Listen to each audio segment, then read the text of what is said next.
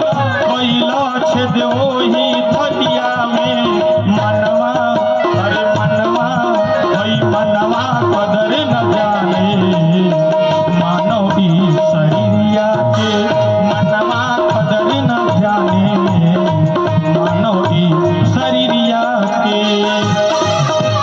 जय हो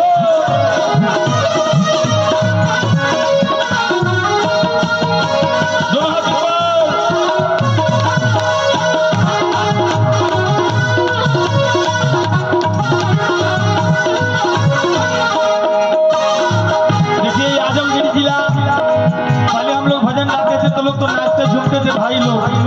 अब भले शादी विवाह का मौका हो तो उसमें नागिन डांस करेंगे, रुमाल को बीन बना लेते हैं, उसमें शर्म नहीं आता है।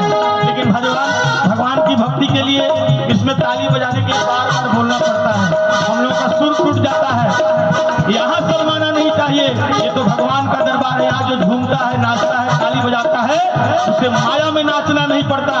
आप दुनिया के लिए नाचते हैं, एक बार भगवान के लिए नाच के दिखाइए।